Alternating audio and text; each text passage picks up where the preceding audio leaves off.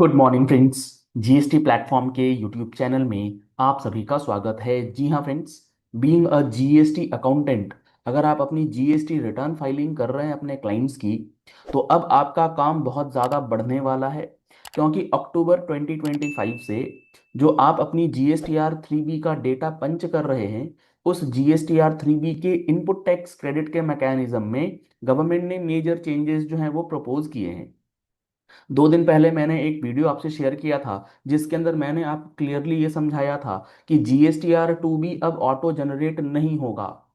तो अब auto generate जो नहीं होगा GSTR 2B, उसके लिए आपको एक्शंस लेने होंगे। उन एक्शंस के अंदर अब गवर्नमेंट जो है वो कुछ चीज़ों को इम्प्लीमेंट कर रही है जो कि आपके लिए बहुत इंपॉर्टेंट है, बहुत ही ध्यान से समझना। अभी तक वो चीजें नहीं हो रही हैं। अभी क्या होता है GSTR 2B में, आप आईएमएस का डैशबोर्ड ओपन करें और आप सिंपली कंप्यूट GSTR 2B करें या ना करें, आपका 2B ऑटो जनरेट हो जाता है। क्योंकि प्रोविजन अभी ऐसा है नहीं कि आपका GSTR 2B जो है वो ऑटो जनरेट नहीं होगा। तो आप हर महीने की कंप्यूट करें ना करें उससे कोई फर्क नहीं पड़ेगा। लेकिन अक्टूबर से, क्योंकि एक्ट के अंदर जो अमेंडमेंट आया है उसका डिस्कशन ऑलरेडी हो चुका है, अब पोर्टल पर ये चीज अब किस तरीके से इंप्लीमेंट होगी, इसके लिए पोर्टल ने एडवाइजरी भी जारी करी।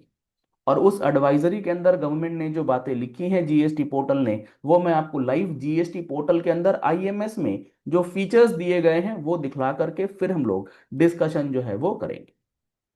मैंने आपके सामने ओपन करा है जीएसटी पोर्टल, और उस जीएसटी पोर्टल के अंदर जो आईएमएस वाला डैशबोर्ड होता है, वो आईएमएस का मतलब होता है इनवॉइस मैनेजमेंट सिस्टम, जिसमें आपके परचेजेस, आपके परचेज के इनवॉइसेस और आपसे रिलेटेड जो क्रेडिट नोट्स हैं वो ऑटोमेटिकली आते हैं on the basis of GSTR 1 filed by the supplier.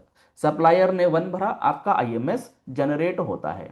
अब आपको इस आईएमएस के अंदर जो एक्शंस लेने हैं, उन एक्शंस के बेसिस पर आपका GSTR 2B जो है वो जनरेट होगा। तो इस आईएमएस में अब यहां पर नए एक्शंस ऑप्शंस के साथ आपको अवेलेबल कराए गए हैं। आईएमएस के अंदर इनवॉइसेस भी हैं, आईएमएस के अंदर क्रेडिट नोट्स भी है। अगर हम लोग बात करें क्रेडिट नोट्स की, तो क्रेडिट नोट का मतलब ये होता है कि ये जो डॉक्यूमेंट्स हैं इसे आप अगर एक्सेप्ट कर लेंगे तो ये आईटीसी आपका हो जाएगा रिवर्स, यानी कि आपका आईटीसी इतने अमाउंट से रिड्यूस हो जाएगा। तो अब देखिए गवर्नमेंट ने जो नया कॉलम ऐड किया है आपको एक एक क्रेडिट नोट के लिए, ये पहले एनालाइज करना होगा, ये चेक करना होगा whether ITC has to be reduced taxpayers input. यानी कि ये जो पर्टिकुलर क्रेडिट नोट है, जैसे मैं आपको बताऊं अगर, तो ये जो पर्टिकुलर क्रेडिट नोट है, इस क्रेडिट नोट का एक्शन आपने ले लिया, मान लीजिए एक्सेप्ट, आपने इसे कर लिया एक्सेप्ट। एक्सेप्ट करने के बाद आपने चेक करा कि ये 19 सितंबर का जो ये क्रेडिट नोट है 12,000 रुपीज का, इसमें जो मेरा आईटीसी इन्वॉल्व है वो इन्वॉल्व है 1,881। ये अमाउंट ऑफ आईटीसी आपको रिवर्स करना है, लेट सपोज। तो अब आपको क्या करना होगा, whether ITC to be reduced और नॉट, तो यहां पर अब आपको एक्शन लेना होगा कि आईटीसी रिड्यूस करना है या नहीं करना है। आपको यस या नो जो है वो करना पड़ेगा। ऐसा नहीं कि क्रेडिट नोट आपने एक्सेप्ट कर लिया तो आईटीसी रिड्यूस जो है वो होगा ही, आपको यहां पर अब मैन्युअली इनपुट डालना पड़ेगा।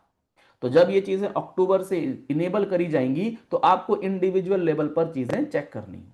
इसके बाद जब मान लीजिए आपने डाल दिया कि हाँ आपका आईटीसी जो है वो रिडक्शन होना है, तो amount declared by tax payer for ITC reduction. अब इसका क्या मतलब होता है, इसका मतलब ये होता है कि आपने जो यहां पर आईटीसी रिडक्शन का टैक्स पेयर इनपुट डाला, मान लीजिए 1,881, अब हो सकता है इसमें से आईटीसी जो रिवर्सल होना है वो सिर्फ 1,000 रुपीज का ही होना है।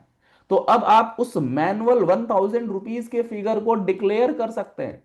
Amount declared by tax payer for ITC reduction, कितने का आईटीसी एक्चुअली रिड्यूस होना चाहिए।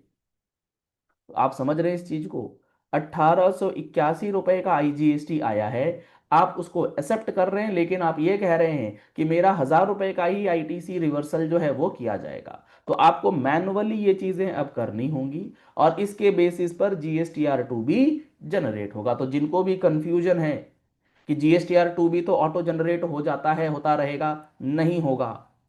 अक्टूबर से आपको पता लगेगा। रिमार्क्स के अंदर नॉट अवेलेबल जो यहां लिखा है, यहां पर आप मैनुअली मैनुअली फीड करेंगे कि जो भी आपकी डिस्क्रिपेंसी है, जैसे 1881 रुपए की जगह आप 1000 रुपए का क्रेडिट रिवर्स कर रहे हैं, क्या है रीजन, तो आप उस रिमार्क को यहां पर सेव कर सकते हैं। तो ये जो तीन नए ऑप्शंस अब आपको दिए गए हैं, इन ऑप्शंस के बेसिस पर आपको इंडिविजुअल बिल लेवल पर, इंडिविजुअल क्रेडिट नोट लेवल पर एक्शंस जो हैं वो लिए जाने हैं। दूसरा इंपॉर्टेंट चेंज अगर आप देखेंगे तो यहां पर क्रेडिट नोट के लिए फिलहाल अभी पेंडिंग का ऑप्शन अवेलेबल नहीं है। या तो आप क्रेडिट नोट को एक्सेप्ट कीजिए या रिजेक्ट कीजिए, और अक्टूबर से आपको यहां पर पेंडिंग का ऑप्शन भी दे दिया जाएगा। यानी कि आप क्रेडिट नोट को पेंडिंग भी रख सकते हैं। लेकिन मान लीजिए अक्टूबर का क्रेडिट नोट आपके पेंडिंग में चला गया, तो कब तक वो पेंडिंग रखेंगे?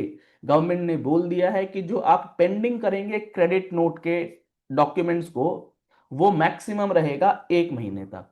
1 महीने आप पेंडिंग कर सकते हैं। 1 महीने के अंदर अंदर आपको उसका पूरा जो निष्कर्ष है वो निकालना है, और आइदर एक्सेप्ट और रिजेक्ट में करना है। सर हम लोग पेंडिंग करके छोड़ देंगे 1 साल तक, उसके बाद करेंगे, क्या दिक्कत है? गवर्नमेंट को दिक्कत है। क्योंकि होगा क्या, जैसे ही आप क्रेडिट नोट को पेंडिंग करेंगे तो आप आईटीसी रिवर्स तो करेंगे नहीं, लेकिन सामने वाले ने अपना लाइबिलिटी तो ऑलरेडी रिड्यूस कर लिया होगा।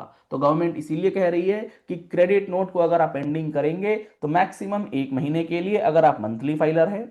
अगर आप क्वार्टरली फाइलर हैं तो आपके लिए 3 महीने, यानी कि 1 क्वार्टर का टाइम पीरियड रहेगा उसको पेंडिंग रखने के लिए। इसके लिए जो एडवाइजरी दी है गवर्नमेंट ने, वो आपके सामने सिस्टम पर अवेलेबल है। Pending actions for specified records, ये वो रिकॉर्ड्स हैं जिसको आप पेंडिंग करेंगे, और आपके पेंडिंग करने से होगा क्या, गवर्नमेंट को जो आईटीसी मिलना चाहिए रिवर्सल के थ्रू वो नहीं मिलेगा, क्योंकि आपने पेंडिंग कर दिया है। तो चाहे आपका क्रेडिट नोट का डॉक्यूमेंट हो, या आपके क्रेडिट नोट की वैल्यू बढ़ा दी गई हो, उसमें भी आईटीसी का मामला है। Downward amendment of credit note where original credit note rejected, पहला क्रेडिट नोट आया, आपने उसे रिजेक्ट कर दिया, सामने वाले ने लाइबिलिटी अपनी रिड्यूस कर ली है, अब उसने फिर डाउनवर्ड रिजेक्शन कर दिया है, डाउनवर्ड अमेंडमेंट कर दिया है, तो उसको आप अगर पेंडिंग करेंगे तो आईटीसी का नुकसान गवर्नमेंट को दिखता है, वो कहती है 1 महीने तक। Downward amendment of invoice, invoice की वैल्यू कम कर दी गई है, उसको आप 1 महीने तक पेंडिंग कर सकते हैं। इको डॉक्यूमेंट भी आप 1 महीने तक पेंडिंग कर सकते हैं। इसके बाद जो मैंने आपको दिखलाया पोर्टल पर, declaration of ITC reduction amount, it is clarified that in a cases where the recipient has not availed ITC, जहां पर आईटीसी आपने क्लेम नहीं किया है in respect of the relevant invoice, no reversal of ITC shall be warranted. जैसा मैंने आपको credit note के टेबल में दिखाया है, उसी तरीके से आईटीसी बी में भी आया है ऑप्शन कि आप वहां पर ये डिस्क्लोज करें कि आपका इनवॉइस अगर 1 लाख रुपए के आईटीसी के साथ आया है, तो आप उसमें अगर 50,000 का ही आईटीसी क्लेम करना चाहते हैं तो आप 50,000 का ही आईटीसी क्लेम करेंगे। और उस 50,000 का आईटीसी को क्लेम जब आप करेंगे, तो अगर इन केस उसका रिवर्सल करना पड़ेगा तो 1 लाख का नहीं करना पड़ेगा, आपको 50,000 का ही रिवर्सल करना है। तो आप इस बात को समझ लीजिए कि अब जो रिटर्न फाइलिंग का जो मैकेनिज्म है, जो ऑटो पॉपुलेटेड 2B से आप धड़ाक से अपना रिटर्न फाइल कर देते थे, वो अब आप नहीं कर पाएंगे, क्योंकि 2B ऑटो जनरेट होगा ही नहीं।